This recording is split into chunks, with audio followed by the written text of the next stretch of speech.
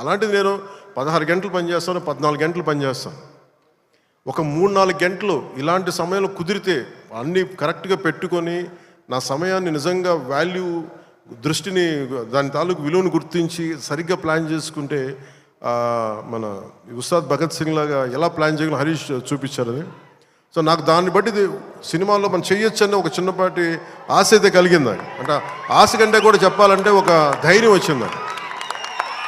So next time ఎవరన్నా cinema చేయాలి నా దగ్గరికి వచ్చినప్పుడు హరీష్ శంకర్ గారికి మైత్రి మూవీస్కి నేను పంపిస్తాను. వాళ్ళు ఎలా ప్లాన్ చేశారు, ఎలా అత్యంత తక్కువ టైంలో, అంటే నేను వాళ్ళకి అర్థమయ్యేది కాదు.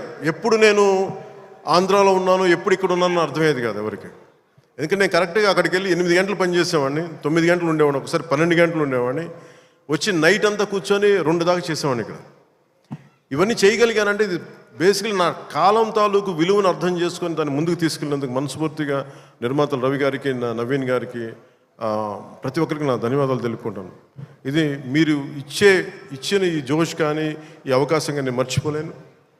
మీరు అలాగే విదేశాల్లో ఉన్న తెలుగు ప్రేక్షకులందరికీ, అభిమానులందరికీ, నా అభిమానులందరికీ మనస్ఫూర్తిగా ధన్యవాదాలు తెలుపుకుంటూ ఈ సినిమా అద్భుతమైన విజయం సాధించాలి, మీ అందరికీ ఆనందం పంచాలి మనస్ఫూర్తిగా కోరుకుంటూ నా తోటి నటీనటులందరికీ, టెక్నీషియన్స్ అందరికీ, హరీష్ శంకర్ గారికి, నిర్మాతల ద్వయానికి, ప్రతి ఒక్కరికి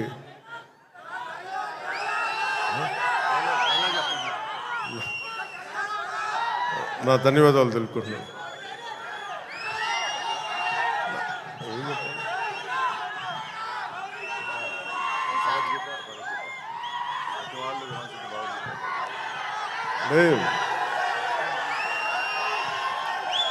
అదే నా భయం ఏంటంటే సినిమాలో చెప్పేస్తాను కానీ అది భగవద్గీత, ఇది భగవద్గీత అని. నా భయం ఏంటని చెప్తాను. నేను చాలా దైవభక్తుడిని.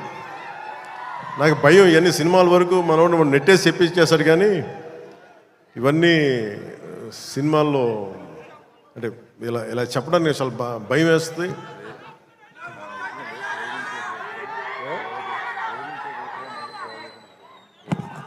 అంటే ఇచ్చి పడేసి ఇవన్నీ కాకుండా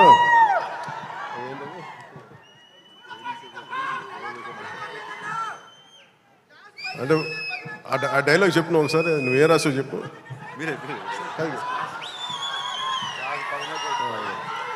అంటే ఏంటన్నా ఇచ్చి పడేసే గోత్రం ఏంటన్నా,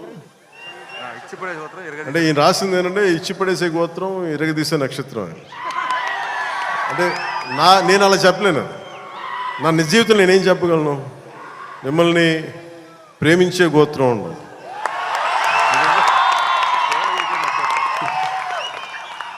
ఇది నేను ఎలా చెప్పగలంటే మిమ్మల్ని ప్రేమించే గోత్రం, సేవ చేసే నక్షత్రం.